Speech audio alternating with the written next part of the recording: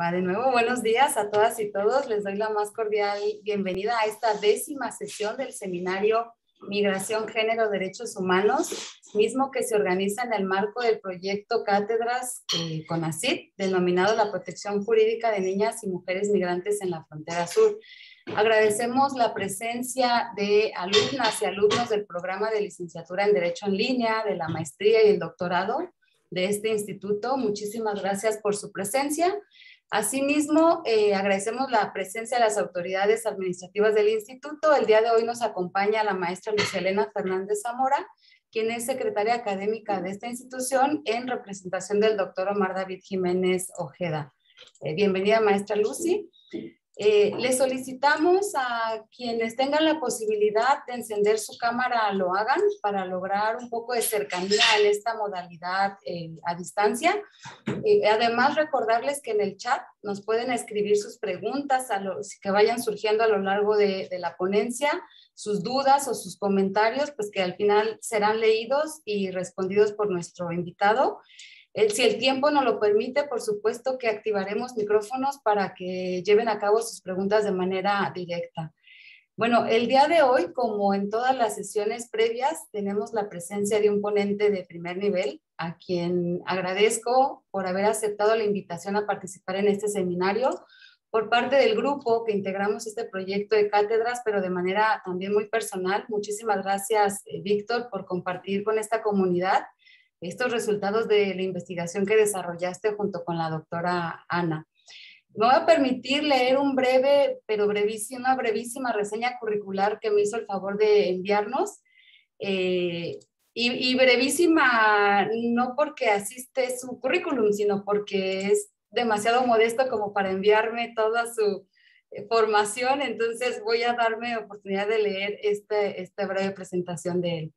Él es especialista en Sociología de la Migración y el Arte, es doctor en Sociología de la Cultura por la Universidad de Northwestern en Estados Unidos, es maestro por el Colegio de Michoacán y licenciado en Sociología por la Universidad de Guadalajara, es oriundo del estado de Michoacán de Ocampo.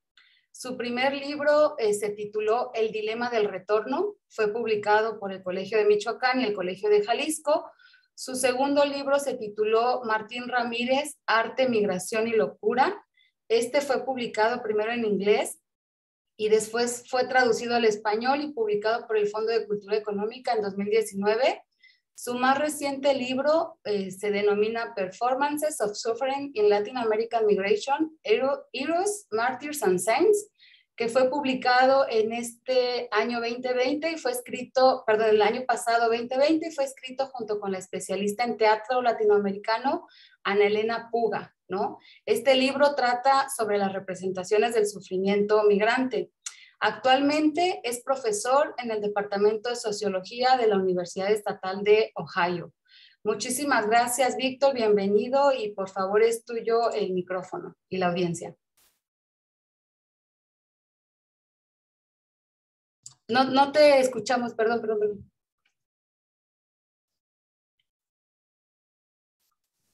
Ya lo encontré, ya encontré el micrófono, lo apagué para no interrumpirte. Estaba diciendo que gracias por la invitación, Ivonne. Nos conocimos allá en Guadalajara y me alegra mucho estar en contacto de nuevo y estar aquí, aunque sea virtualmente. Gracias a la invitación, siempre es muy bueno tener la oportunidad de hablar del trabajo que uno hace y esto para mí es un lujo y me emocionó eso que dijiste de alguien de primer nivel. Me siento ya, ahora sí ya de primer nivel. Gracias por la flor. Cuando estaba haciendo la presentación me di cuenta que el programa de ustedes trata cosas sobre cuestiones de género y migración. Yo he escrito algunas cosas sobre eso. El libro más reciente trata el asunto de género un poco, pero mi presentación de hoy va a estar más centrada en cuestiones en el tema del último libro que mencionaste. Es el proyecto que todavía sigue en marcha porque sigo desarrollando una segunda etapa. Entonces es la parte que quiero compartir con ustedes más hoy porque es un proyecto muy reciente. Todavía tengo memorias muy frescas de todo el trabajo de campo y es un proyecto en el que estoy empezando a diseñar una segunda etapa. Entonces, gracias de nuevo por la invitación. Yo usualmente nunca leo cuando presento. Cuando leo me sale todo muy mal. Esta vez voy a combinar un poco. Voy a empezar leyendo unas páginas que tengo porque quiero mencionar algunos números y dar un contexto muy amplio el contexto en el cual se inscribe la investigación que hicimos. Y creo que esos datos es importante mencionarlos y expresarlos de una manera muy clara. Entonces voy a leerles unas 2, 3 páginas muy rápido para dar un contexto muy general de qué es lo que estamos hablando hoy. Mucho de lo que voy a decir son cosas que ya todos entendemos aquí en este grupo porque nos especializamos en cosas de migración. Pero me gustaría empezar con eso, si está bien con ustedes, leyendo estas páginas que dan un contexto general a la investigación y después pasaría a mi PowerPoint y iría ya trabajando las transparencias que tengo con ustedes y ya no leería ningún texto previo. Entonces voy a compartir la pantalla únicamente para que vean ya el título de la presentación y voy a empezar a leer el texto. Entonces vamos a ver si esto funciona. Y bueno, ¿está la transparencia? Perfecto, se ve. Sí, Bueno, sí.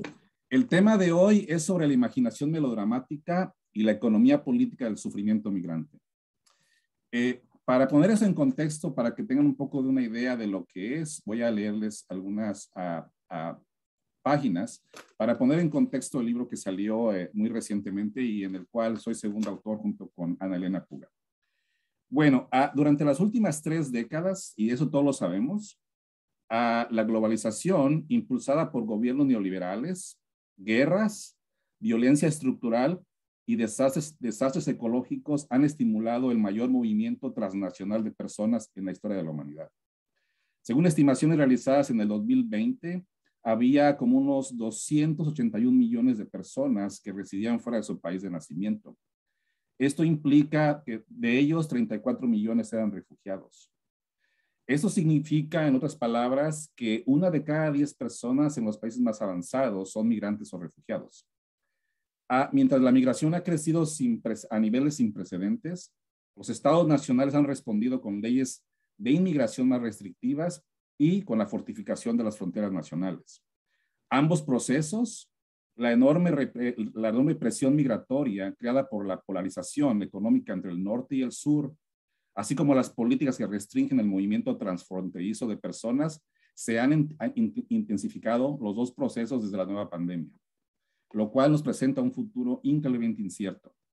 Lejos de reducir los movimientos transnacionales de personas, los instrumentos legales y represivos utilizados por los estados nacionales solo han afectado la vida, los derechos humanos y la dignidad de millones de personas que se han visto obligadas a utilizar medios clandestinos para entrar en los países del norte.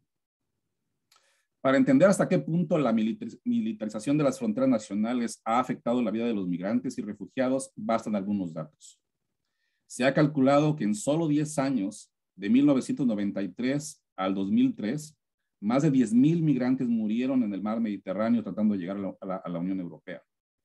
A través de la prensa hemos visto cómo muchos de esos cadáveres fueron arrojados al mar y después encontrados en las costas de España e Italia.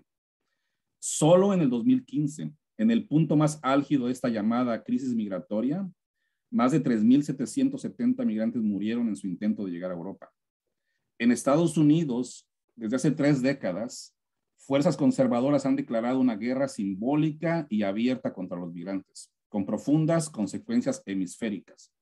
Dentro de Estados Unidos, el rechazo xenófobo a los migrantes, que se ha traducido en leyes muy punitivas, y la racialización de los migrantes como una amenaza han dificultado su integración social y han producido una nueva subclase que vive en situaciones de extrema precariedad en Estados Unidos. La criminalización, el encarcelamiento masivo y la deportación de los migrantes indocumentados en Estados Unidos se ha utilizado intencionalmente para dividir a las familias, no solo en la frontera, como una forma de castigo por haber violado la ley. Este régimen punitivo ha tenido un costo humano muy elevado en la frontera entre México y Estados Unidos. La militarización de la frontera, el uso de tecnologías de vigilancia y la construcción de muros con la intención de detener la migración indocumentada, lejos de disuadirla, ha provocado miles de víctimas. Según la Oficina de Aduanas y Protección Fronteriza de Estados Unidos, entre 1998 y el 2017, 7,212 personas han muerto al cruzar la frontera entre México y Estados Unidos. Otro dato, entre el 2000 y el 2014, tan solo en el desierto de Arizona, las autoridades han recuperado 2.721 cadáveres de personas que intentaban entrar a Estados Unidos. Este régimen punitivo, junto con la recesión del 2008, redujo muy lentamente la migración de México hacia Estados Unidos, pero no detuvo para nada la migración indocumentada desde Centroamérica. Y aquí entramos a la realidad más cercana para ustedes y para la presentación de hoy. En su tránsito por México, los centroamericanos se han enfrentado a niveles de violencia aún más extremos. No conocemos las cifras exactas, pero sabemos que miles de personas han sido secuestradas, torturadas, violadas y masacradas en México. Según la Comisión Nacional de Derechos Humanos en México, más de 10,000 migrantes fueron secuestrados en los primeros 6 meses del año 2009. En el 2010, todos sabemos esa tragedia, en el 2010, 71 migrantes indocumentados que estaban cautivos en un rancho de San Fernando, Tamaulipas, fueron ejecutados en masa. El año siguiente se descubrió una fosa común en San Fernando con cerca de 200 cuerpos, en su mayoría de migrantes indocumentados procedentes de Centroamérica.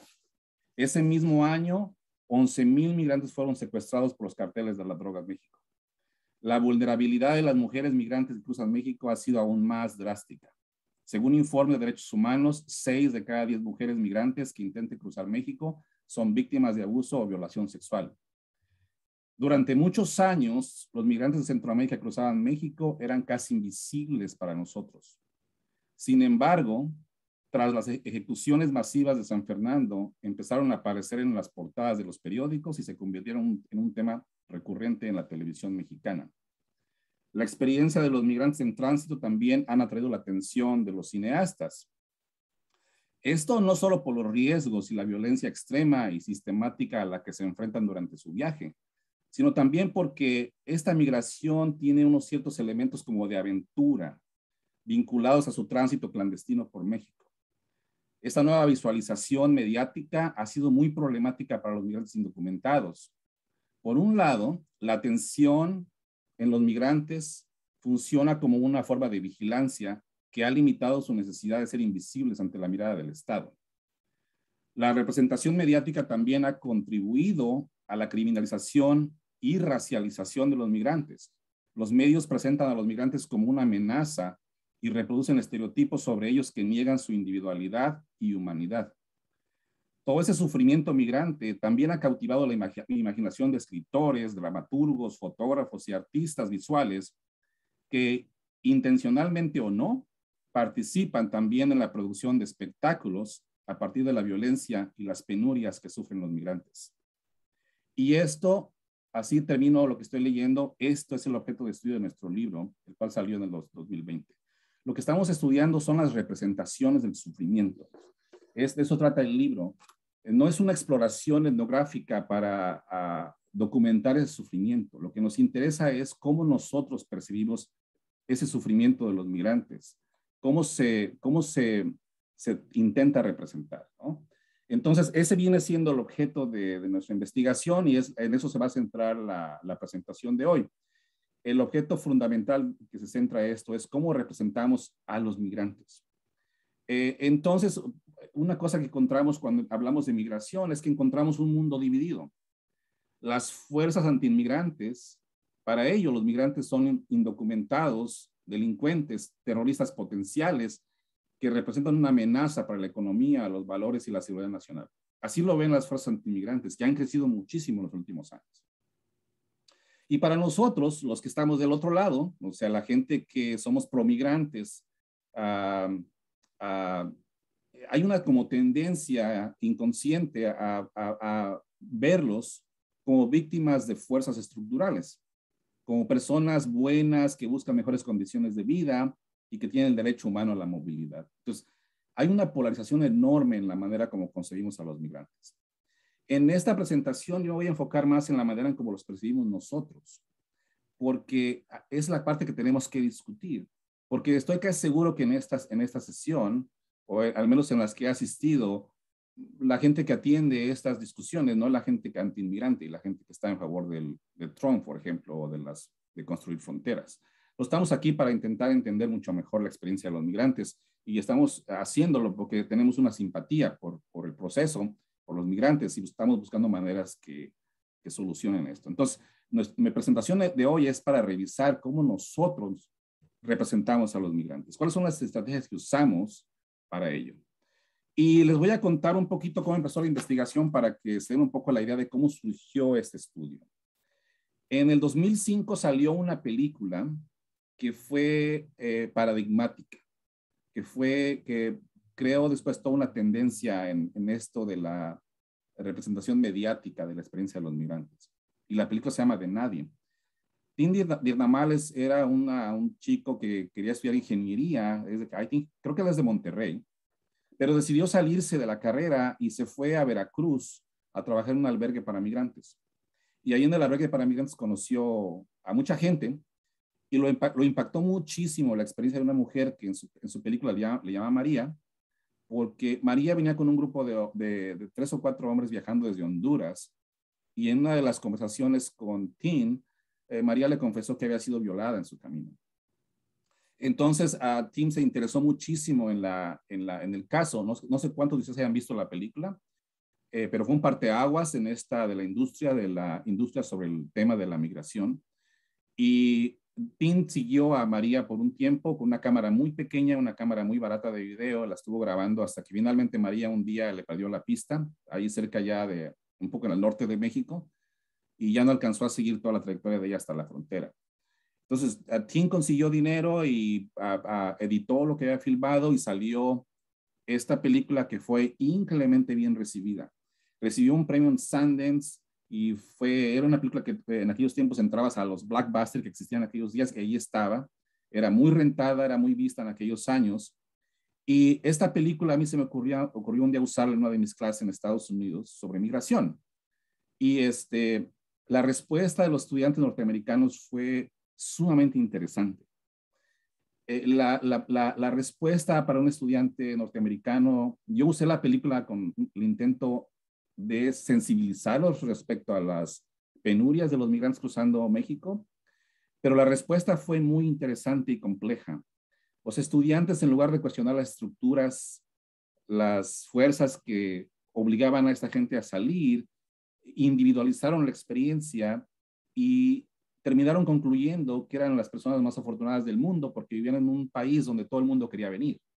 Entonces, la película, en lugar de llevarlos a criticar las estructuras sociales que creaban esto, terminaron con una actitud muy complaciente de que vivían en el mejor país del mundo.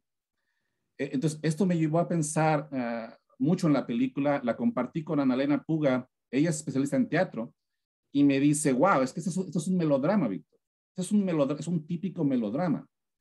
Entonces nos pusimos a reconstruir la película, y a pesar de que es un documental, la gente que ayudó a Tim a editar las tomas que había hecho él y a producir finalmente el producto final, utilizó claramente muchas de las estrategias de Hollywood, que son básicamente crear el suspenso: ¿llegará o no llegaría María al norte? ¿Llegará o no llegará María a la frontera? Tim nunca cuenta lo del abuso sexual a María, lo de la violación, hasta ya muy entrando la película, porque te mantiene en tensión, te mantiene en suspenso. ¿Qué le podría pasar a María en el camino? Finalmente ya en escena nos dice que sí, que María fue violada en el camino. La película es increíblemente emocional. Mis estudiantes lloraban viendo la película. Pero la reacción era muy compleja. Y creo que Annalena Puga dio la clave sobre María. Y dijo, este es un melodrama. La manera en cómo está construido el plot, cómo está construida la historia, tiene toda la intención de manipular. Entonces de ahí surgió la idea de que teníamos que tener muchísimo cuidado con los elementos de las producciones culturales que intentan crear simpatía sobre los migrantes. Y así fue como nació la historia del proyecto.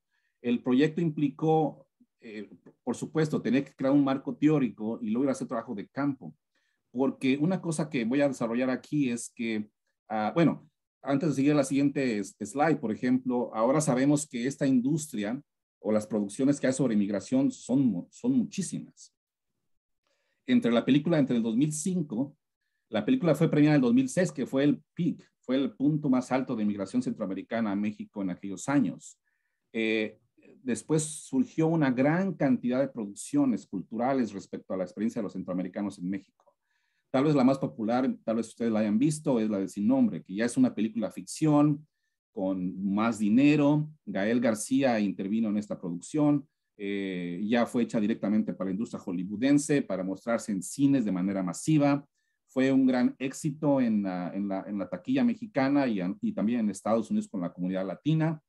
Y claro, en el libro discutimos un poco la película, pero es otro ejemplo exactamente de esto, es de básicamente comercializando el sufrimiento de los migrantes.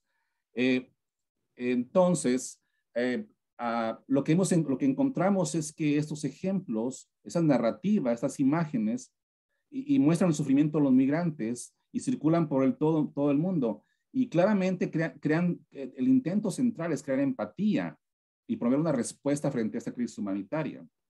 Y no solo los académicos, también los líderes de movimientos sociales, defensores de derechos humanos, intelectuales, artistas, también los propios migrantes participan en esta producción de narrativas sobre el sufrimiento migrante. Y esa es una cosa que nuestro proyecto está como añadiendo. El migrante, cuando es abordado por la prensa, cuando es abordado por la gente que produce films, películas, ellos también tienen que hacer un performance. Los migrantes también saben que el sufrimiento de ellos tiene un valor para los académicos, y tiene un valor para la prensa, y tiene un valor para la gente que quiere hacer películas, tiene un valor incluso para la gente que defiende derechos humanos, porque ellos son finalmente la fuente de esa lucha. Entonces, esto nos obligó a poner muchísimo más cuidado también en esta idea de que el migrante también puede performear, también es obligado a hacer un performance cuando tiene que contar de una manera narrativa las cosas que les pasan en su trayecto por México. Entonces, aquí es esta transparencia, este punto es muy importante para mí en esta presentación, porque hemos tenido muchos malentendidos sobre nuestro proyecto. El sufrimiento migrante es real, pasa, es una cosa real y ya lo mostré en cifras. Es dramático y es cada vez peor. O sea, nuestra investigación fue hecha antes de la crisis de los migrantes haitianos ahora en la frontera. Esta investigación fue hecha antes de la crisis que hubo cuando se dieron las caravanas que cruzaron México y llegaron a la frontera con Estados Unidos y fueron recibidas por el ejército. O sea, los niveles de sufrimiento del migrante se han radicalizado. El sufrimiento es real. Pero lo que estamos haciendo aquí en esta conversación es que el sufrimiento, la manera en que lo representamos o la manera en que lo queremos hacer legible a los otros, eso es una construcción social. Y es el enfoque de la presentación de hoy, es que el sufrimiento también es una construcción social porque tiene que hacerse legible a la gente que no sufre, que no es migrante. Y ese es el enfoque de esto. Entonces, la presentación no niega ni se burla del sufrimiento migrante. Al usar esta categoría de melodrama, no estamos usando el término de una manera despectiva. Mi presentación de hoy voy a desarrollar esta terminología, esos conceptos para que quede esta idea muy clara. Pero quiero poner énfasis en esto. El sufrimiento migrante es real y es cada vez peor, es cada vez más radical. Pero la manera en que intentamos representarlo, eso es una construcción social. Y eso es el enfoque de esto. Y esto nos lleva a algunas preguntas de investigación. ¿Cómo hacen los defensores de los migrantes y los propios migrantes indocumentados para que el sufrimiento sea legible a los demás? ¿Cuál es el objetivo de las representaciones culturales y las muestras de sufrimiento en la vida cotidiana? ¿Cuáles son los principales géneros y arquetipos que influyen tanto en la producción como en la recepción del sufrimiento de los migrantes? ¿Cómo circulan estos géneros y arquetipos en la industria? Esto requiere un marco teórico y el marco teórico tenemos que recurrir a diferentes enfoques. Es una combinación de lo que en la sociología llamamos el interaccionismo simbólico. Es una teoría dramatúrgica que voy a intentar resumir en unos segundos. También usamos conceptos de la sociología cultural y de los estudios sobre teatro y el espectáculo para analizar las representaciones culturales del sufrimiento de los migrantes. Este enfoque teórico requiere que especifique tres conceptos claves para llevar adelante la discusión. Una es lo que entendemos por casting, y este concepto viene de los estudios de performance y teatro.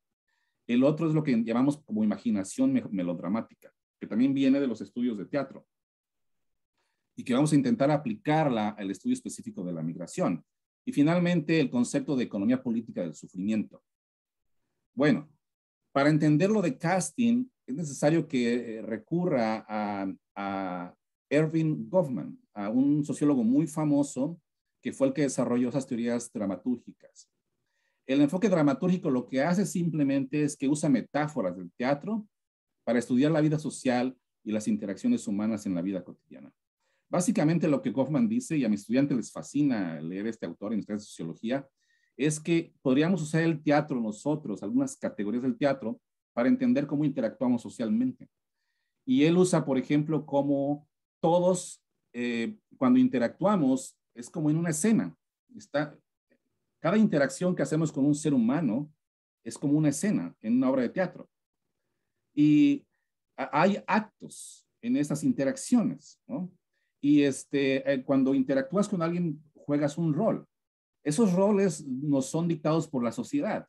Por ejemplo, ustedes con este seminario que están haciendo y que han discutido cosas de género, obviamente en la sociedad el género está fuertemente determinado por esos roles que tenemos que jugar en la sociedad, de acuerdo a tu género.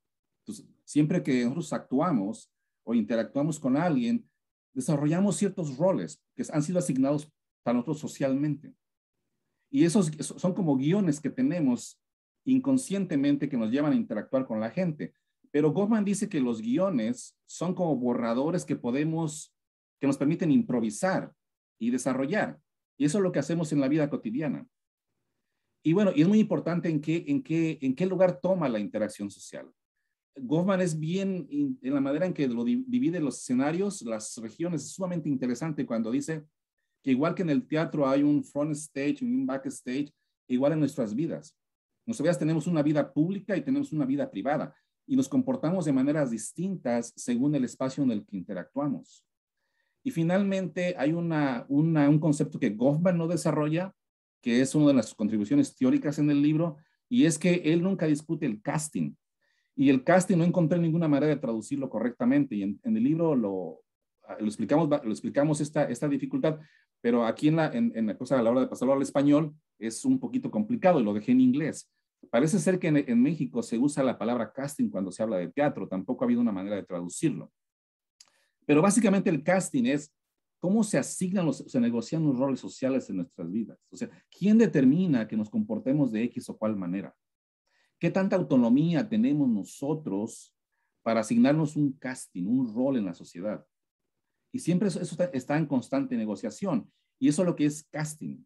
Y vamos a usar este concepto de casting para ver cómo los migrantes, cómo hay un casting cuando la gente que defiende sus derechos les pide que asuman ciertos roles frente a la prensa, por ejemplo.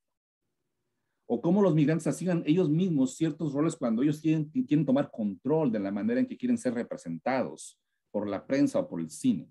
Entonces, voy a poner algunos ejemplos de esto que discutimos en el libro. El otro concepto clave de todo esto es lo que llamamos la imaginación melodramática. La imaginación melodramática es simplemente la manera en que nosotros, no solamente en el teatro, pero la manera en que nosotros tratamos de darle sentido a un mundo que está lleno de dramas, de tragedias, de cosas muy fuertes. Y tenemos una tendencia a nosotros organizar el mundo mentalmente en términos del bien y el mal. Tenemos esta tendencia también de ver siempre al que sufre por una causa justa.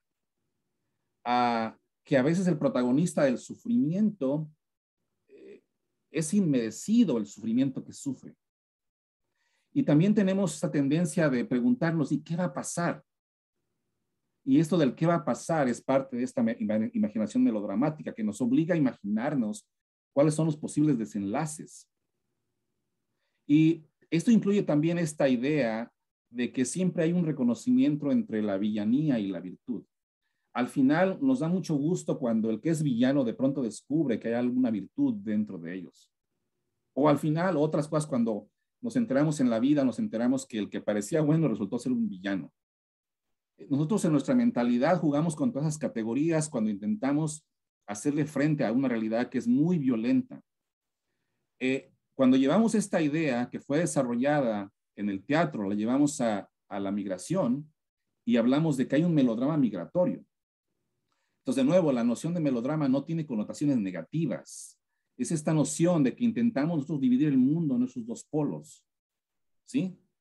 Entonces, al aplicarlo a la migración, lo que sucede es que esta manera de concebir la migración en muchas producciones culturales asume que el sufrimiento virtuoso es el precio que hay que pagar para la inclusión en el Estado-nación. El que sufre merece. Este melodrama migratorio también implica, y se ve mucho en las producciones culturales, que hay un desequilibrio muy grande entre el actor y el espectador. La distancia entre nosotros cuando vemos una producción cultural y el que está siendo representado es enorme.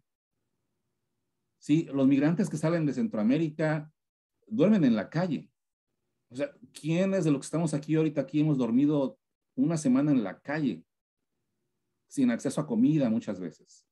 Entonces, la distancia que hay entre nosotros y el que es retratado en esas producciones culturales es enorme. Es un desequilibrio de poder impresionante. Otro problema con este frame o este marco, esta manera de ver las cosas en las producciones culturales, es que es muy dinámico esto del melodrama migratorio. Se pueden invertir los papeles muy fácil. Voy a poner un ejemplo más adelante. Otra cosa que creo que es la más problemática, se utiliza mucho el melodrama migratorio en las producciones culturales para acceder a derechos que deberían ser universales y que en algunos casos están garantizados por el derecho internacional. En otras palabras, el migrante no tiene por qué sufrir para merecer derechos humanos. Eso ya están garantizados. Lo que pasa es que la reacción que tenemos a veces es que, oh my God, ha sufrido tanto que merece ser incluido en el Estado Nacional. Y eso tiene consecuencias que voy a discutir al final muy problemáticas. En otras palabras, el melodrama es un género del teatro, es una producción cultural. La imaginación melodramática es una manera de pensar, es un hábito inconsciente que casi todos asumimos. Es una manera de imaginar el mundo. Y entonces hay una retroalimentación entre los dos niveles. ¿Sí? Estructura la manera en que pensamos. Hay una retroalimentación. Es muy posible que esta manera de pensar surgió del teatro, o el teatro reflejó ya maneras que teníamos nosotros de pensar y ver el mundo. Entonces, es como una retroalimentación que no para nunca.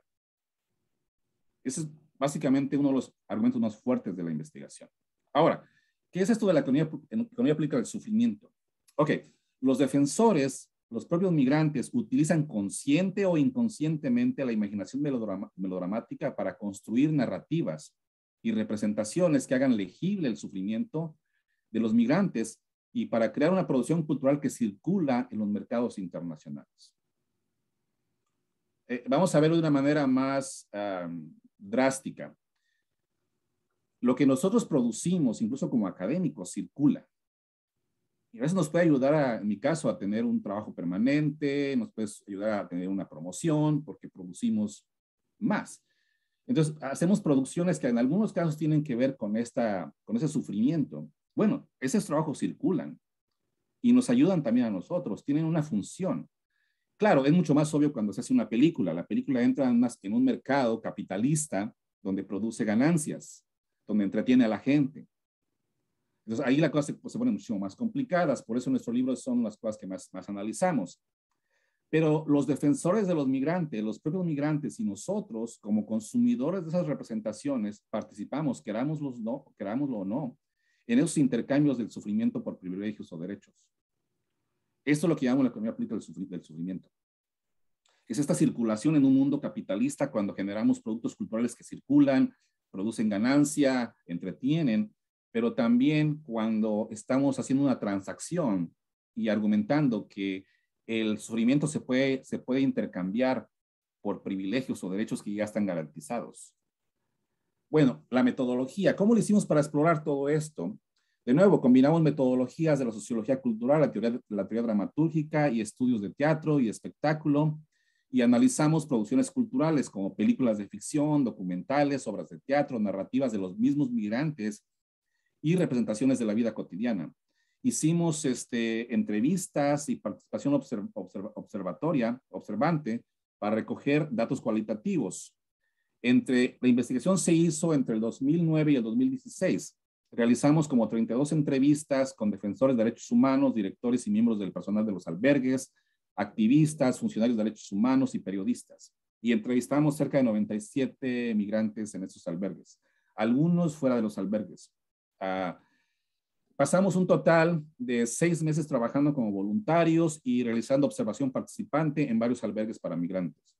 Iniciamos en el sur, con el albergue del Padre Solalinde, después fuimos a Tijuana y pasamos por Guadalajara y fuimos a todos los albergues de Tapachula, por ejemplo. Estuvimos con doña Olga, con Rigoni, y creo que no hay otro, creo que fueron los 3 principales en la ciudad de Tapachula. El trabajo se ubicó un poco siguiendo la ruta de los migrantes, pero no fuimos muy al norte porque ellos se concentran en el sur y es como están ahí, es como un cuello de botella donde entran por ahí y ya los se dispersan. Era más difícil seguirlos hacia el norte. Entonces concentramos el trabajo de campo en la parte sur de México y solamente exploramos Guadalajara porque descubrimos que en aquellos tiempos era una nueva ruta que estaban siguiendo los migrantes porque la ruta por el Golfo de México se había hecho muy peligrosa. Entonces iniciaron una ruta que paraba en Guadalajara, era muy nueva en aquellos tiempos, ahora ya es una ruta muy usada. Y luego fuimos a Tijuana para ver un poquito, la gente se atoraba por ahí, y luego terminamos el trabajo de campo en Chicago. Entonces aquí tengo una lista de los lugares que visitamos: Tegucigalpa, Honduras; San Pedro Sula, El Progreso; Tenosique, Tabasco; Tapachula, Chiapas; Arriaga, Ixtepec, Guadalajara, Jalisco, Tijuana y Chicago. ¿Cómo está organizado el libro? Está organizado a partir de personajes arquetípicos. Eso es muy común en el teatro y nos sirvió muchísimo para organizar la presentación del libro. En la primera parte dedicamos 2 capítulos a lo que llamamos los salvadores, que en inglés se dice los rescuers, la gente que rescata. Tal vez rescatadores podría ser una palabra más idónea, pero tuve problemas a la hora de decidir la traducción. Pero es entre salvadores y rescatadores, ¿no? Que son básicamente las principales personalidades que tenemos en México que se han consagrado de tiempo completo a dedicar la vida entera, desde que amanece hasta que se anochece, a intentar proteger los derechos de los migrantes. Y escogimos 3 casos del mundo contemporáneo: Rigoni, doña Olga y el padre Solalinde. Pero iniciamos buscando de dónde venían las ideas que los motivan a ellos y que los mueven y que los impulsan y que son sus puntos de referencia para el trabajo pastoral que hacen. Y esos vienen de Scalabrini, vienen de Monseñor Scalabrini, un obispo italiano que fue el que fundó la Orden de los Scalabrinianos. Entonces iniciamos el capítulo explorando, analizando los documentos que produjo Scalabrini y cómo él produjo las guías espirituales para trabajar con los migrantes. Y él fue, básicamente el melodrama migrante surge con Scalabrini en el siglo XIX. En sus documentos se muestra cómo ve al migrante como alguien incapacitado para defenderse por sí mismo, que requiere a alguien que lo salve, que vaya en su rescate, porque hay estos malos que están aprovechándose de ellos y nosotros somos los pastores y tenemos que ayudar a estas víctimas a que sobrevivan, a que lleguen con vida a su destino. En este caso sería Estados Unidos. Entonces exploramos todos los trabajos de Scalabrini en el siglo XIX y exploramos más o menos cómo algunas de las ideas se reproducen han sido reproducidas por el padre Rigoni, que es una persona impresionante. O sea, tuvimos tiempo de pasar mucho tiempo con él. Yo había publicado antes hacer algo sobre los escalabrinianos hace muchos años. Ya tenía conocimiento de mi trabajo y ya lo conocía yo a él. Entonces eso facilitó muchísimo el trabajo en el albergue de él. Con doña Olga es otra persona impresionante. Es alguien que ha dedicado toda su vida entera a trabajar con los migrantes discapacitados. El padre Solalinde, pues no se diga, él ha sido hasta nominado al Premio Nobel de la Paz. Sabemos que la trayectoria de Solalinde es muchísimo más contradictoria porque en los últimos años se acercó mucho al gobierno de López Obrador y eso lo metió en algunos problemas de concepción sobre la migración. Pero bueno, es una personalidad que no requiere introducción. La segunda parte del libro enfocamos en 2 arquetipos muy importantes, que son las madres y los padres migrantes. En este caso, un capítulo se enfoca completamente en el caso de Elvira Arellano, una migrante que estuvo en santuario en una iglesia en Chicago.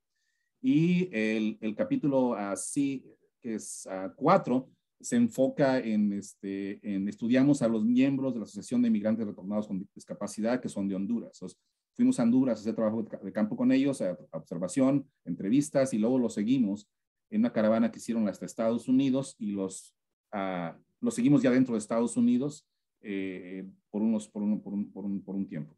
La tercera parte del libro, otros 2 capítulos, está una dedicada a los niños y otra a los jóvenes inmigrantes. En el caso de los niños, aunque interactuamos con niños en los albergues, nunca los entrevistamos.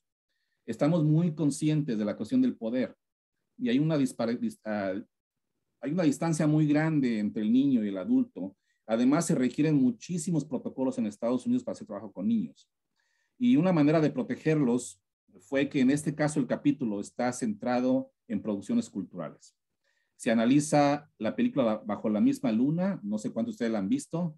Es un melodrama muy hermoso sobre un niño que viaja por todo México con el objetivo de llegar a Los Ángeles, donde está su mamá. Analizamos una obra de teatro que se llama Papá está en la Atlántida, que es una obra que fue muy exitosa en México cuando se representó. Se ha representado también en Estados Unidos y es la historia de 2 niños que se escapan de la casa de su abuela para ir en busca de su papá que está en Estados Unidos, que está en Atlántida. Ellos reciben una carta de uno que se llama Atlanta y el niño dice que es Atlántida. Entonces se van y cruzan el desierto y la obra de teatro nunca te deja saber si los niños mueren en el desierto o no, o se quedan nada más dormidos. Es una obra increíblemente impresionante, pero tiene de nuevo muchísimos problemas. Es fascinante la obra, pero cuando la analizas con esos lentes que estamos usando nosotros, esos conceptos, nos obliga a escarbar un poquito a todas las preguntas que los hicimos anteriormente. Otra obra que se analiza es una obra de un grupo de Chicago, que se llama la obra Nine Digits, que serían los 9 números del Seguro Social. Y es un chico indocumentado, un chico DACA, que está reflexionando, es una obra de teatro, es un solo actor, y este solo actor es un chico que hace danza, pero al mismo tiempo está hablando con el público y está contando toda esta experiencia de crecer en Estados Unidos como DACA, como alguien que llegó desde muy niño, que nunca ha estado en su país de origen, o no recuerda la última vez que estuvo allá, perdón, pero no tiene seguro social. Y entonces es de nuevo, todo el drama, toda la tragedia, toda la intensidad de vivir en un país como Estados Unidos sin tener ese famoso número que te permite trabajar y te permite ser un residente legal. Y finalmente, en ese mismo capítulo donde se discute la obra de Nine Digits, analizamos el arte visual de Julio Salgado. Voy a pasar muy rápido algunas transparencias para porque ya son tengo casi una hora hablando. Voy a pasarles unas transparencias solamente para darles un poco de imágenes de la gente que está en los capítulos. Bueno, el padre Rigoni es parte del primer capítulo. Esta foto está incluida en el libro y es muy emblemática. El padre Rigoni le gusta andar descalzo. Cuando da misa, no usa zapatos. Tuvo entrevistas con Calderón, con el presidente, y llegó sin zapatos a la oficina de la presidencia. Al grado de que algún día, él nos contó, la esposa de Calderón tuvo que ofrecerle unas sandalias súper caras italianas porque siempre llegaba sin zapatos. Este es un ejemplo, lo discutimos en el libro, cómo hay una necesidad en los escalabrinianos de intentar vivir la experiencia del migrante. Para estar cerca de ellos, una manera es tratar de vivir la experiencia de ellos. Y una manera en que él lo intenta hacer, por ejemplo, es andando descalzo. Porque él sabe que los migrantes caminan muchísimo y caminan en condiciones muy desastrosas. Él ha visto los pies destruidos de migrantes llegando al albergue de él. Él contaba, por ejemplo, que las sandalias que le regaló la esposa de Calderón, se las dio un día a un migrante, que lo vio con los pies tan destruidos, que le regaló esas sandalias carísimas que le había regalado la esposa del presidente. Iniciamos con esta historia para discutir esta necesidad de la empatía llevada al extremo que es necesaria en todas las producciones culturales. En el caso de él, la lleva a estos límites, porque siente la necesidad de hacerlo y porque así fue educado como miembro de la orden escalabriniana. Pero esa empatía tiene límites. Tiene límites porque nosotros como Rigoni cuando viajamos nos subimos a un tren. Perdón, nos subimos a un avión, no a un tren. Cuando alguna vez Rigoni fue invitado a una reunión con el Papa y se fue en el avión presidencial. Entonces, el abismo que hay entre nosotros y los migrantes es enorme. ¿Cómo le hacemos para saldar esto? Esa es una cosa que requiere discutirse a fondo y usamos un poco el capítulo para ello. Esta necesidad de empatía está muy bien encarnada en el caso de Rigoni y se discute en el capítulo. Yo puedo responder a preguntas en el caso de que tengan más interés en profundizar en el tema. El caso de doña Abuela, como mencioné, es impresionante. Pasamos un tiempo con ella, tiene una panadería dentro del albergue, produce pan, ayudamos a vender el pan, el pan lo vende para conseguir fondos para el albergue porque no recibe muchos fondos de la ciudad. Es una laica, ella ha tenido problemas gravísimos con la Iglesia Católica porque sabemos por la gran marginación que sufren las mujeres dentro de la Iglesia Católica y es súper interesante, se viste siempre de blanco, está completamente encausada en la protección de los migrantes discapacitados. El último acto que hizo, que es impresionante, fue que adoptó un niño con discapacidades que fue abandonado a la entrada del albergue por una madre migrante. Entonces, bueno, este capítulo es muy complicado emocionalmente, toca fibras muy difíciles porque vimos cómo Olga algunas veces lleva al niño a las iglesias cuando va a vender pan y cómo genera este tipo como de lástima, como de urgencia de ayudar a los migrantes con esta exposición del sufrimiento de una manera muy cruda. ¿Sí? Entonces, doña Olga está consciente de todo esto. En el libro lo explica bastante bien cómo se requiere usar el sufrimiento de los migrantes para poder tener atención de la ciudadanía y poder recibir fondos para mantener el albergue. Ella es consciente de ello. Y ella manda a los migrantes, algunos en silla de ruedas, a vender pan dentro de la ciudad. Y estuvimos con algunos de ellos cuando lo hacían.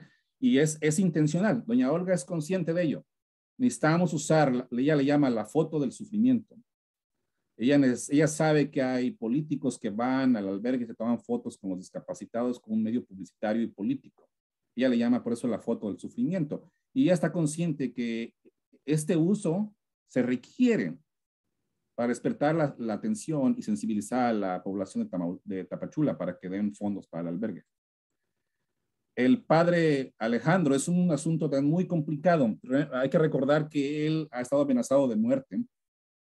Y discutimos en el capítulo cómo la noción de mártir es fundamental en la cultura católica y cómo él intencionalmente, obviamente estaba en peligro de muerte, pero lo que estamos analizando, cómo él intencionalmente se dio cuenta que publicitando esta fragilidad que él tenía y esta situación de peligro en la que estaba, generaba más atención hacia los migrantes. Y él está convencido de que la atención que presta la prensa, a través de películas, es fundamental para intentar cambiar algo, ¿no? En el capítulo nos enfocamos en la trayectoria de Solalinde y esta vida como de semimártir, donde es amenazado de muerte constantemente, que ha llevado a algunos académicos a compararlo con Monseñor Romero. Algunos le dicen el Romero de México, por esta situación de pre-mártir. Hay una parte en el libro que exploramos con mucho cuidado y es cómo él también participa en poner en escena a los migrantes mismos. Y uno de los ejemplos más fuertes que encontramos en el trabajo de campo más poderosos fue en Navidad, porque me gustaría, por ejemplo, aquí añadir que el trabajo de campo incluyó pasar 2 Navidades en el albergue de Solalinde. Llegamos ahí una semana antes del 24 de diciembre y estuvimos toda una semana después para ver cómo se celebraba la Navidad dentro del albergue y quiénes asistían a los eventos de Navidad y todas las posadas y todo esto. Bueno, no tienen una idea. El día 24, en esta misa que está aquí en la fotografía que tomamos, había personalidades de Centroamérica, personalidades de las autoridades de Ixtepec, había estudiantes de muchos lugares del mundo que eran voluntarios del albergue. La asistencia era impresionante, había muchísimos migrantes de paso que les tocó pasar la Nochebuena al albergue de Solalinde y él decidió poner en escena una natividad, como la que estamos acostumbrados, pero en este caso puso a 2 migrantes de Guatemala.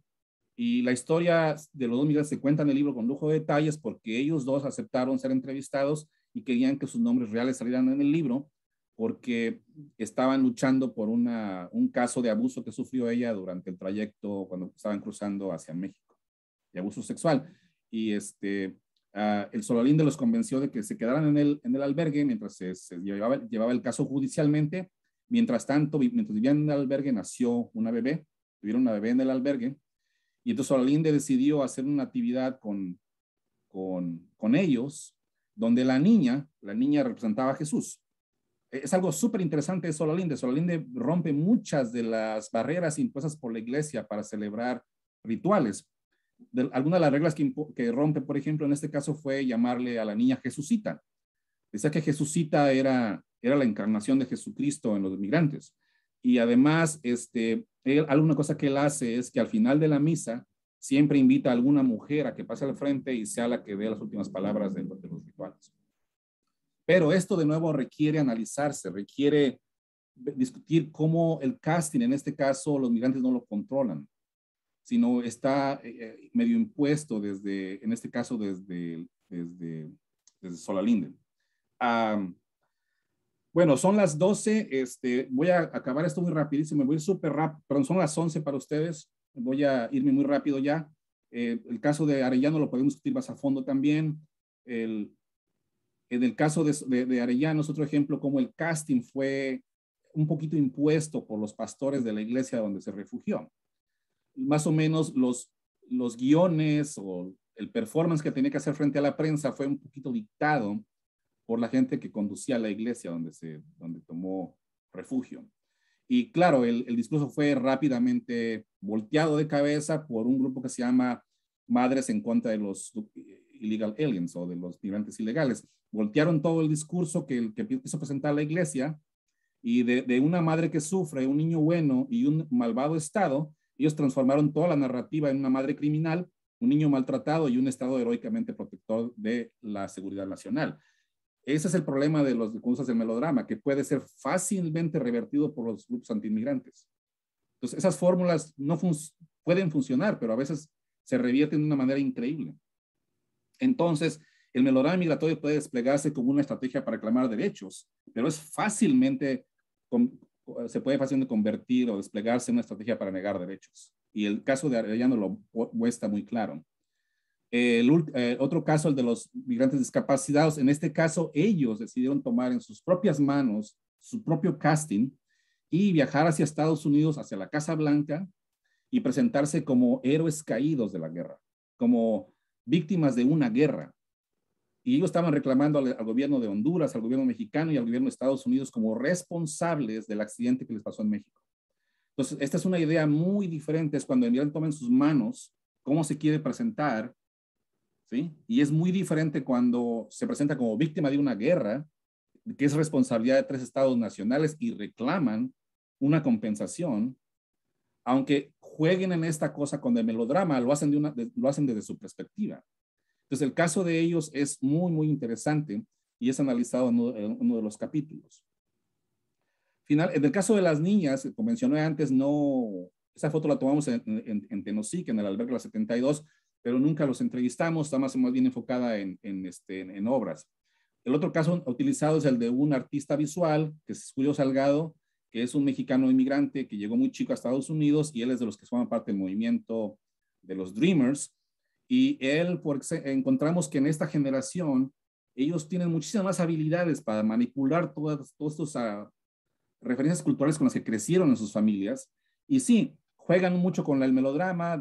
Mis parientes, mis padres son muy valientes porque me trajeron aquí. Es esta idea de que son como héroes, pero también ponen mucha ironía y una crítica fuertísima al asunto de la aceptación en Estados Unidos. Ellos no creen en este juego del migrante bueno y el migrante malo, que ha sido muy explotado por el movimiento de los Dreamers, donde políticos han tratado de presentar a los Dreamers como migrantes buenos que quieren contribuir a la sociedad de Estados Unidos. Julio dice, tenemos que tener muchísimo cuidado porque aquí no se trata de ser buenos o malos. Somos seres humanos y merecemos derechos. Entonces, Julio su arte es mucho más confrontativo. Y con el trabajo de Julio medio cerramos un poco el libro, ¿no? Y la última transparencia es simplemente para decir, bueno, ¿por qué es importante todo esto? ¿Qué es lo que más o menos encontramos en el estudio? A manera de conclusión, vamos a decir que el uso del melodrama migrante tiene consecuencias imprevistas por la gente que lo utiliza. Voy a leerlas de una manera muy rápida. El uso de estrategias melodramáticas naturaliza o normaliza el sufrimiento.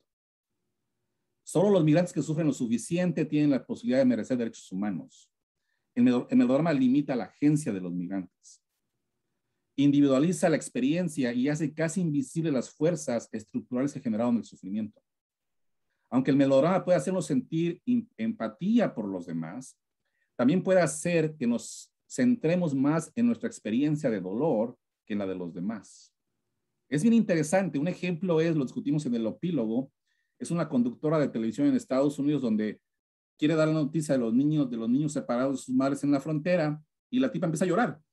Empieza a llorar la conductora de la televisión porque no aguanta expresar este sufrimiento horrible de la separación de madres y niños. Y en los siguientes días la noticia se convierte en que ella lloró. En su dolor, no en el dolor de los niños. Ella es la noticia ahora. Ella lloró. Es el sufrimiento de ella. Es esta mujer blanca privilegiada que llora ante el sufrimiento. Es el dolor de ella el que se transforma en la tensión. Entonces, eso nos pasa también a nosotros a veces, que al ver el sufrimiento de alguien, sufrimos tanto al ver el sufrimiento de alguien que entonces nuestro sufrimiento se convierte en el punto central. Ese es un riesgo. Finalmente, como en toda economía política, las muestras de sufrimiento y nuestra acción ante ellas también están sujetas a la inflación. En otros problemas, entre más vemos, entre más nos exponemos al sufrimiento, más insensibles nos hacemos y queremos muestras muchísimo más grandes. Y eso es muy complicado porque estamos en un mundo en que el sufrimiento del migrante se hace cada vez más radical, más horrible. Y los medios de comunicación tienen que buscar nuevas maneras de presentarlo porque la gente se cansa de ver tanto sufrimiento. Entonces hay una inflación en estas representaciones y creo que esta es una de las cuestiones más complicadas, ¿no? Entonces voy a terminar aquí y voy a pasar ya a ustedes en caso de que tengan algún comentario, alguna pregunta, porque creo que ya hablé casi por una hora y podría seguir hablando muchísimo más. Bueno, gracias por su atención. Muchísimas gracias, Víctor, por esta ponencia tan clara, ¿no? Tan explicada de forma tan sencilla, pero no por ello, obviamente, menos profunda. Ahora pasaríamos a la sesión de preguntas. No sé si alguien, estuve siguiendo el chat, en el chat no hay hasta ahorita preguntas, pero no sé si alguien tenga alguna inquietud. Perdón, ya está Elisa con la mano levantada. Por favor, Elisa, adelante. Pues Víctor, muchísimas gracias. Decir que me ha encantado es decir poco, o sea, estoy impactada por la forma de reflexionar sobre algo que, en fin, yo lo viví desde dentro porque estuve al frente de un albergue, pero nunca había reflexionado así. Pero tengo una duda muy concreta. También me impactó mucho la reacción de tus alumnos de Estados Unidos cuando proyectaste la película de Nadie. Ahí está mi duda. ¿Cómo explican ustedes desde la sociología o incluso más allá desde la psicología que en tu grupo ningún alumno haya mostrado, digamos, empatía hacia el sufrimiento migrante, que quizás fuera el objetivo principal del director, y todos hayan terminado muy satisfechos de vivir en un gran país como Estados Unidos? Eso a mí me impacta, que no haya ni siquiera un alumno o alumna que, aunque se sienta muy orgulloso de vivir en Estados Unidos, no haya traspasado, digamos, la barrera de la empatía, no ha habido empatía. Entonces, me llama mucho la atención qué explicaciones tuvieron ustedes o tú cuando en tu clase pasó esto. Esa sería mi pregunta. ¿Puedo responder ahora o nos esperamos a las...? Bueno, no, por favor. Es muy interesante, Elisa. Eso casi nos llevó a hacer una investigación. Tenemos que tratar de responder a esto. Y la pregunta genera empatía. Ese no es el problema, creo yo. Sí genera empatía, pero la empatía se traduce, en alguna gente se traduce en inmovilidad. O sea, no hay más que puede hacer. Esta película, nos enteramos en un trabajo de campo de algo maravilloso. Esta película generó exactamente la reacción opuesta en mucha gente mexicana. El albergue, por ejemplo, el albergue que visitamos en Guadalajara, el del FM4, encontramos a una gran cantidad de voluntarios del albergue, de los más viejos, la generación más vieja que fundó el albergue, que fue a partir de esta película, como ellos se interesaron en la migración y como dijeron, tenemos que hacer algo. y se fueron a Hermosillo como voluntarios con el padre Pantoja a trabajar ahí. Y bueno, el padre Pantoja ya murió desgraciadamente y no está incluido en nuestro libro. Era una cosa que íbamos a dejar para después, pero desgraciadamente murió por el COVID. Pero el padre Pantoja presenta una perspectiva muy distinta de los directores de albergues tradicionales en México. El padre Pantoja estudió con Foucault, tiene información sociológica. Él es como más hábil para manejar todo este asunto del melodrama, del sufrimiento migrante, aunque nunca tuvimos la oportunidad de verlo. Pero algo interesante es que los que vieron la película de Tindie Ramal, eso los llevó a tomar acción y se fueron a Hermosillo y se formaron como voluntarios y luego regresaron a Guadalajara y fundaron un albergue que es impresionante. El albergue FM4 no se discute mucho en el libro, pero asistimos a reuniones internas de la directiva, nos dieron puerta abierta para el albergue, nos dieron puerta abierta a reuniones privadas que tenían entre ellos y les dijimos, no vamos a escribir nada sobre ustedes, no es para evidenciar algo, queremos solamente entender, porque en el caso de ellos no hay un cura que es el líder fundamental y la cara del albergue, sino es una sociedad de gente muy joven con otro tipo de experiencias. Entonces, el albergue del FM4 tiene otro tipo de trayectoria. Entonces ¿cómo reacciona la audiencia de Estados Unidos o cómo reacciona la audiencia de México? Eso obviamente tiene que ver con las realidades a las que nos enfrentamos nosotros en la vida cotidiana. El estudiante de Estados Unidos tiene una realidad muy diferente. Vive en un mundo donde le han dicho, le han repetido hasta el cansancio que viven en el mejor país del mundo. Entonces, para ellos es simplemente difícil desprenderse de esta ideología y hacerse críticos del sistema en el que viven y tratar de entender que la migración o lo que vieron en la película es en gran parte consecuencia de las políticas de Estados Unidos de intervención en Centroamérica. Y que además todo esto de la polarización de norte-sur es producto del neoliberalismo económico, en el que ellos son líderes principales. Entonces, esa es la cosa de los productos culturales, es que a veces como que ocultan, como que individualizan el sufrimiento, como que lo opacan y lo hacen más difícil de entender a la gente común y corriente. Entonces, por eso es como un arma de doble filo. Pueden pueden sensibilizar y pueden crear empatía, pero luego el problema viene en cómo se traduce esa empatía, ¿verdad? Creo que es la manera, porque yo no soy psicólogo y entonces entrar al mundo de la psicología, de cómo procesamos ciertos mensajes, sería muy complicado. Pero creo que el contexto, en sociología ponemos mucho énfasis en el contexto. El contexto ayuda muchísimo a entender cómo reciclamos y recibimos los productos culturales. Porque tampoco hay que quedarnos con la idea vieja de la escuela de Frankfurt, donde nos decían que el espectador a la televisión o al cine es un sujeto inmóvil, que es como un recipiente que solo recibe el mensaje y no reacciona ante él. No, nosotros procesamos los objetos culturales, los reinterpretamos. Lo que estamos discutiendo es que nuestra cultura, la imaginación melodramática es muy poderosa, está muy imbuida en nuestra cultura y tiene que ver en gran parte, la religión juega un papel fundamental. Hay que recordar solamente que venimos de países que son cristianos católicos, donde el sufrimiento es fundamental como redención. O sea, Cristo murió en la cruz sufriendo por nosotros. Entonces, el sufrimiento está muy naturalizado en nuestros valores, en la manera en que internalizamos el mundo. Y entonces, por eso se pone muy complicado con la migración, porque de pronto resulta como que es que hay que sufrir para merecer. Y eso es donde creemos que está un poquito el problema. ¿Cómo vamos a romper esos esquemas culturales? Yo pienso que es muy difícil. ¿Cómo vamos a reflexionar, a romper esas dinámicas que tenemos ya sumamente metidas en la cultura? ¿No? Somos una cultura que creció viendo telenovelas. Las telenovelas las que exportamos a España y las exportamos a América Latina, y las telenovelas son la máxima expresión del melodrama en la cultura nuestra y nos encanta verlas.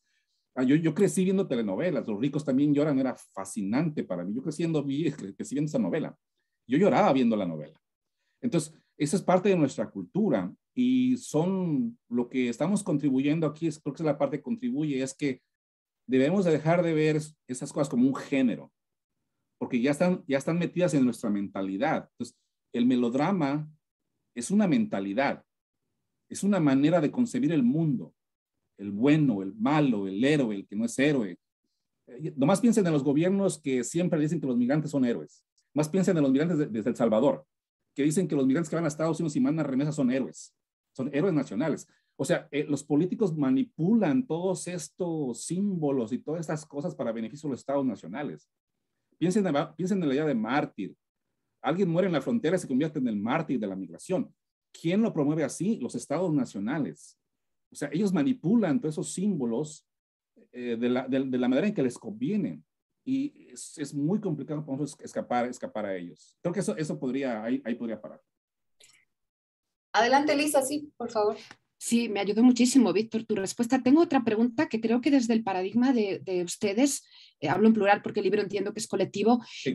Se puede explicar. Siempre me ha llamado muchísimo la atención, lo he visto más en Europa, aquí empieza el fenómeno, que aquellos migrantes que delinquen en las sociedades de acogida reciben, digamos, un doble castigo, porque junto a la penalidad, digamos, de la ley interna del país, hay un fuerte rechazo de la población hasta el punto de que ese delito concreto se convierte en una fuente de estereotipos negativos para todos los migrantes y digamos, entre comillas, criminaliza todo. Es decir, lo peor que puede hacer un migrante para su propio grupo de personas autóctonas es que al cometer un delito lo cometen todos. Es decir, ¿cómo lo explicarían ustedes?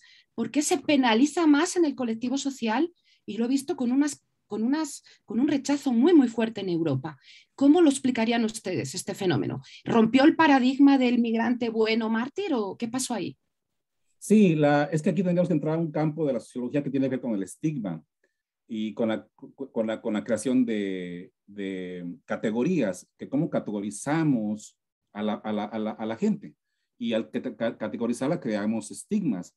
Y hay estigmas positivos. O sea, por ejemplo, en Estados Unidos, cuando dices que un chico oriental es muy inteligente y bueno para las matemáticas, pues es un estigma. Es un estigma, es una categorización que solamente generaliza y que no sirve de nada. Y que en algunos casos se revierte de manera contraria, porque yo tengo estudiantes que quieren ser poetas y son asiáticos, pero los papás no los dejan porque dicen, no, ellos tienen que estudiar ingeniería, porque son asiáticos y son buenos para eso. Entonces, si lo llevas, la manera en cómo construimos categorías, estigmatizan a la gente. Y en el caso de los migrantes, el problema mayor, creo yo, no solamente cometen un crimen real en Estados Unidos, sino que ya se criminalizó la acción de cruzar fronteras. O sea, en Estados Unidos ya el cruce de fronteras ya está catalogado como crimen.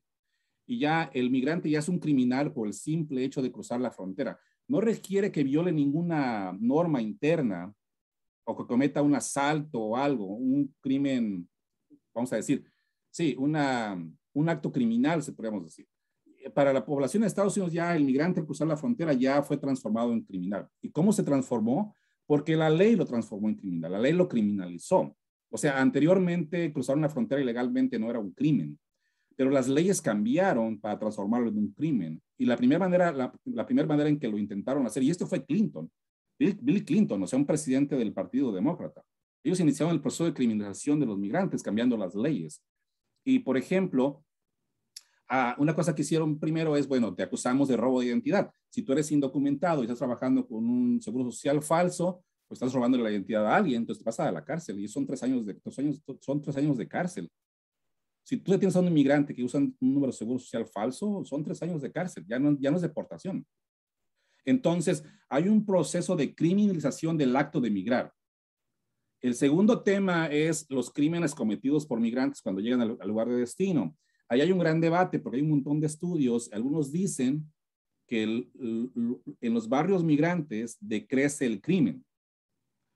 Hay menos crimen en los barrios migrantes que en los barrios no migrantes en Estados Unidos. Yo no he visto el caso ese para Europa, pero en Estados Unidos hay estudios que demuestran que al contrario, que las comunidades migrantes son mucho más solidarias y entonces el crimen se reduce. Entonces, ese es otro tema donde se liga el crimen con la migración. Y por último, la cosa del bueno y el malo. Bueno, es que incluso alguien que cometió un crimen merece derechos humanos. O sea, aunque tú seas detenido por un crimen y seas mandado a la prisión, también tienes derechos humanos. O sea, en el caso de los migrantes, no. O sea, esa es la cosa. El migrante indocumentado es un sujeto que no merece derechos. Es el humano sin derechos humanos. Entonces está en una condición de precariedad impresionante porque está excluido de los estados nacionales. Entonces, tiene más derechos un migrante, o perdón, un nativo que comete un crimen en Estados Unidos que un indocumentado que comete un crimen. Entonces, es una doble criminalización. Está criminalizado por cruzar la frontera ilegalmente y luego comete una falta y entonces es doble criminalizado. Y eso generó un problema gravísimo aquí porque Obama fue el que más deportó inmigrantes en su periodo porque creó un programa de comunidades seguras donde el objetivo era deportar a cualquier migrante indocumentado que hubiera cometido un crimen. Pero al final, una gran parte de la gente que deportó no tiene ningún récord criminal dentro de Estados Unidos. Entonces prevaleció la otra categoría de crimen de haber cruzado la frontera sin documentos legales. Es un problema súper complicado. Muchas gracias. Ya hay 4 participaciones en el chat, una pregunta, de 3 preguntas, perdón, y un comentario. Dice Karen Liliana, muchas gracias por tan magna ponencia, llena de reflexión y crítica en torno a las producciones culturales sobre migración. Más que pregunta, es que la imaginación melodramática del migrante lo relacioné con el concepto de pornomiseria, que un poco también expone la pobreza y la miseria sin cuestionar las estructuras que generan las desigualdades y son productos destinados a grandes producciones. La pobreza como un consumo de masas para la clase privilegiada. Me ha gustado mucho su investigación y gracias. Esta es de Karen Liliana. Y luego Rocío Franco dice, excelente ponencia. Comparto que aquí en Tapachula también la población da comida a los migrantes cuando pasan por nuestras casas y algunas veces ropa o dinero, ¿no? Carlos Veina pregunta, ¿hay otros grupos religiosos que promuevan acciones paralelas a los entrevistados en tu publicación? ¿Cómo podríamos apreciar la migración en países donde el Estado es religioso o islámico? Muchas felicidades. Supongo que sí hay como algún cambio de noción. Y Marco Antonio Natarén dice, ¿qué acciones han implementado para cambiar la ideología del gobierno en el sentido de que un migrante primero tiene que sufrir para merecer, ¿no? Para merecer derechos? Pregunta Marco Antonio Natarén. Pues es muy difícil de responder a la pregunta porque depende cómo uno conciba el Estado Nacional. En sociología es un gran debate de... la sociología es una ciencia que surgió con la idea de que el papel del sociólogo es hacer estudios que impacten las políticas públicas. El problema de ese argumento es que asume que el Estado es un agente neutral y que el Estado está ahí para beneficio de la población. Pero hay una perspectiva sociológica que dice que no, el Estado es un aparato represivo. Es un aparato que está encargado de proteger la soberanía nacional. Es el que controla la fuerza para someter individuos, someter ciudadanos y que se comporten. Es un instrumento de control social. Entonces, la migración es un asunto muy explosivo porque la migración descontrola todo eso. La migración ya ha sido transformada históricamente en un asunto de descontrol. La migración no era eso. La migración históricamente desde el siglo XIX se ha transformado en un asunto que irrumpe en las sociedades. En otras palabras, los estados nacionales fueron construidos o surgieron para crear naciones. Y para crear naciones necesitas como una estabilidad. Y necesitas delimitar quién pertenece y quién no. Entonces, cuando la migración aparece en escena, disrumpe todo esto. Entonces, no puede haber una relación pacífica entre la migración de los estados nacionales. No puede haber una relación que no sea conflictiva, porque el Estado para eso es. Es para delimitar, es para proteger la soberanía, es para decir quién pertenece y quién no. Y entonces la gente que luchamos por los migrantes empujamos para que se haga más laxo la noción de aceptar o rechazar, pero la función no cambia de todos modos. El Estado Nacional en el capitalismo no puede cambiar, porque su función fue esa, así surgió. El Estado Nacional surgió para crear naciones, y las naciones son homogéneas, o sea, tienen un solo lenguaje, tienen la idea de que hay una sola cultura. Tomó muchísimos años para construir las naciones. Las naciones es una de las organizaciones humanas más complejas que ha construido la sociedad, pero tomó muchísimo para hacerlo. Nomás imagínense lo poderoso que es la idea de nación. La idea de nación es tan poderosa que te brinda la idea de creer que fulano de tal que vive en Chihuahua y fulano de tal que vive en Chiapas pertenece a la misma comunidad. ¿Cómo lo hicieron para lograr eso?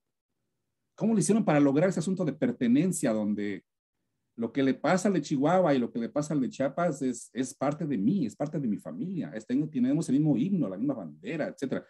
Esa construcción social de la nación es un asunto sumamente complejo. Y ándale, de pronto llega la migración y la migración irrumpe todo eso, porque la migración te obliga a decir no. O sea, hay un montón de gente que quiere cruzar fronteras por miles de necesidades y los estados nacionales, ¿cómo van a responder a eso? Imagínense ustedes en esto. Ahorita en Los Ángeles, en el condado de Los Ángeles, los latinos son mayoría. En el distrito escolar de Los Ángeles, la mayoría de los niños son extranjeros. Se hablan como cerca de 100 idiomas diferentes en el distrito escolar de Los Ángeles. Imagínense que un día ustedes amanecen ahí en Tuxtla Gutiérrez y resulta que el distrito escolar de Tuxtla Gutiérrez, el 90% son niños extranjeros. Que a lo mejor algunos ya hablan español, algunos son de Haití o musulmanes o no sé qué. Los estados no están listos para ese tipo de cambios. O sea, la reacción más inmediata va a ser rechazo, miedo, porque tenemos esta idea que ha sido construida por los estados nacionales de que nosotros tenemos una identidad mexicana. Ahí empieza el problema. Desde que asumimos que tenemos una identidad mexicana que nos hace únicos, ya empezó el problema, porque entonces todo se vuelve bien esencialista y asumimos que la etnicidad y la raza y todo eso es lo que determina la identidad y determina las naciones. Entonces, mucha gente no nos ponemos a pensar en esto, pero la identidad nacional es un arma sumamente peligrosa y xenofóbica. Esta idea de defender nuestra etnicidad y defender nuestra raza y defender nuestra identidad es muy complicado, es xenofóbico, no sé cómo llamarlo, pero ¿y quién promueve la identidad nacional? Pues los estados nacionales. ¿Cómo? Pues con la bandera, con los himnos, con toda esta idea. Todos esos instrumentos, si no se confrontan, no vamos a poder cambiar la realidad respecto a los migrantes. ¿Sí me entiendes? Entonces, cuando dices que qué se puede hacer para que el Estado, alguien pregunta qué hacer para que el Estado o los gobiernos cambien, esa pregunta es imposible de resolver. O sea, se requieren cambios radicales de formas de gobierno. La misma manera en que nos gobernamos en las sociedades es inútil, es autoritaria, no es en beneficio de la mayoría. O sea, tenemos esta idea de que tenemos que ser gobernados por una élite. Tendríamos que empezar por ahí, por quitar esa idea de la gubernamentalidad, que tenemos que ser gobernados. ¿Sí me entiendes? Creo que la pregunta es sumamente compleja. Y eso es muy difícil de responderla, porque la sociología misma está dividida. Hay sociólogos que dicen, no, mi trabajo es hacer investigación para crear políticas públicas. Y hay alguien que dice, no, espérate, es que tú estás asumiendo que el Estado es un actor neutral, pero no es. O sea, el Estado es un aparato represivo, es un aparato de control. Entonces, es muy complicada la pregunta. Ojalá no cree más confusión, pero es muy complicado. Muchas gracias por su respuesta. A mí me quedó un poco una inquietud en esta noción de la agencia del migrante, ¿no? Y en esta, digamos, configuración de casting que ustedes proponen en su marco teórico. Yo me preguntaba un poco si este casting es agenciado por las personas migrantes y cómo es cuando lo agencia una persona migrante, si hay, digamos, diferencias en el impacto, y cuando lo agencia una persona digamos, lo genera una persona como Olga o el padre Solalinde, ¿no? Un poco me recordaba esta difusión que tuvimos ahora en las caravanas. Bueno, también si la noción de caravana cambia esta idea de casting, ¿no? Y cómo juegan o qué papel juegan aquí los migrantes en colectivo. Y un poco me acordaba de esta mujer que viajaba en la caravana hondureña, que difundieron terriblemente los medios cuando ella reclamaba, ¿no? Que únicamente se les daban frijoles de comer y le pusieron Lady Frijoles, ¿no? Y entonces va a Estados Unidos, logra ingresar y comete, no recuerdo exactamente si fue un robo, algo fue, pero fue como magnificado, ¿no? Y estaba en toda la prensa nacional Y yo decía, qué impacto tan fuerte digamos, a ella misma y a todas las personas migrantes, principalmente hondureñas, está generando los medios de comunicación, ¿no? En esta idea también de distorsionar, creo yo, el propio papel de la mujer hondureña en migración. Ese ejemplo es impresionante y me enteré de lo de los frijoles porque incluso en mi casa, en mi familia, en Guadalajara, me mandaban mensajes diciéndome, mira esa tipa que aquí no vas a comer frijoles. Mi familia se dividió, mi familia por eso, porque una gran parte de mi familia reaccionó en contra de los migrantes cuando pasaron por Guadalajara. Entonces, obviamente los medios de comunicación jugaron un papel central en criminalizar a los migrantes, en criminalizar, deshumanizarlos y todo eso, que es lo que más o menos argumentaba en la presentación. O sea, es una industria finalmente. Los medios de comunicación pertenecen a una industria. Ellos hacen profit, hacen ganancias de todo esto y ellos saben cómo manipular mensajes y cómo medio manipular emociones de la gente y todo esto. Es increíblemente desastroso. Entonces, ya que menciona las caravanas es un acto impresionante que no está discutido en el libro cabalmente. Ana Elena Puga acaba de escribir ya un artículo por su cuenta que tiene que ver más con las caravanas, porque uno de los trabajos que hicimos en la investigación fue, seguimos una caravana de madres, seguimos la caravana de madres en busca de migrantes en México. Y ese es un trabajo que Ana decidió hacer por su cuenta, porque a ella le dejaron entrar, a mí no, como acto participativo a una de las reuniones que tuvieron con las madres de la caravana en una NGO. Hicieron algunos workshops sobre género con las madres de la caravana y Ana Elena pudo entrar a los workshops. Entonces, por eso este artículo lo desarrolló ella. Pero las caravanas nuevas que vimos en el 2018 son otra cosa.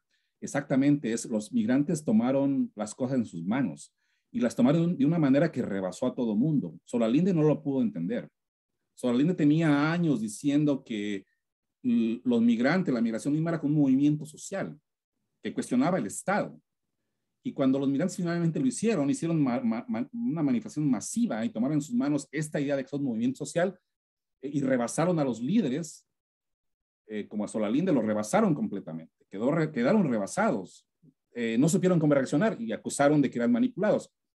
Lo que ellos siempre dijeron, que la gente decía de los migrantes que eran manipulados, le estaban negando agencia a los migrantes. Al decir que el migrante es manipulado por ciertos líderes y fuerzas oscuras, le están quitando, o sea, los mismos dirigentes o los mismos defensores de los migrantes, como Solalinde y otros, terminaron acusando a los migrantes que eran manipulados. Les quitaron toda la agencia que le habían dado antes. Entonces, las caravanas requieren una reflexión muy profunda. Ya han salido algunos estudios. Salió un pequeño libro que sacó el Colegio de la Frontera Norte, que coordinó Víctor Manuel Valenzuela. Y han salido varias cosas sobre las caravanas que han discutido ese asunto de la agencia y cómo estas caravanas rompen con esta idea de los migrantes como un sujeto, como víctima, inmóvil, que solo responde a ciertas cosas que puede ser manipulado. Entonces, las caravanas son un acto impresionante. Sí, no sé si responde a la pregunta, pero sí, eso es una cosa que requiere ser estudiada con mucha profundidad. Sí, sí, muchas gracias. Y un poco cambia cuando el casting es generado por el migrante y cuando es generado por Olga, por Solalinde, por estos actores que nos narrabas tú. Sí, el ejemplo que ponemos más claro en el libro es cómo se hace el casting de Arellano, como una madre dolorosa que le quieren quitar sus derechos, ahí entra a refugio a una iglesia, donde el control del casting lo hacen los líderes. Y el ejemplo diferente es el de los discapacitados, donde dicen, nosotros vamos a hacer nuestro movimiento y vamos a presentarnos como nosotros queramos y nadie va a hablar por nosotros. Otro ejemplo es el de Julio Salgado, donde Julio Salgado, el que hace las pinturas de los dibujos que enseñé, él es bien claro y él dice, yo no quiero que nadie venga a hablar por mí. Yo voy a hablar por mí. Yo tengo voz y yo voy a expresarlo a través de mi arte. El caso del líder principal de los discapacitados, su nombre es José Luis. Cuando lo entrevistamos nos dijo claramente, les voy a contar un poco de mi vida, pero no les voy a contar toda mi vida, porque yo quiero escribir un libro, de mi vida. Yo quiero contar cómo yo pasé toda la trayectoria en México, cómo me accidenté y toda la lucha que he tenido que dar para defender mis derechos. Y yo no quiero que alguien venga y me entrevista para que luego cuente mi historia.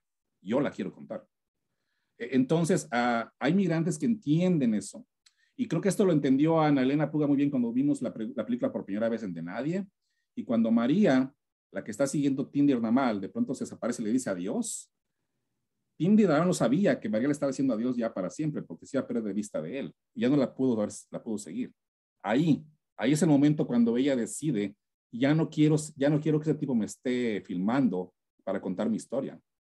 Entonces ahí es donde surge la agency de la persona, ya no quiero esto. O sea, porque no sabemos todo lo que le perjudicó a María a la película. Es una cosa, por ejemplo, que no nos hemos preguntado. Su familia se enteró en Honduras que fue violada en el camino en México. O sea, María estaba consciente de eso, estaba consciente de que todo un país, todo el mundo se iba a enterar de que la violaron en el camino en México.